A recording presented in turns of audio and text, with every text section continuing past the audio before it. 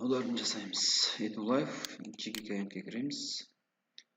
Аударымдар дегенді басасыздар. Суммасы 380, мысалы 400, қолданушының ID нөмірі.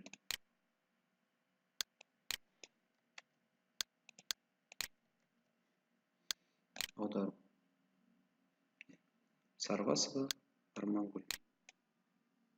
Мына мұғалімнің ID-і кімнен аударылған, мынау оның төленген сомасы, мынау уақыты.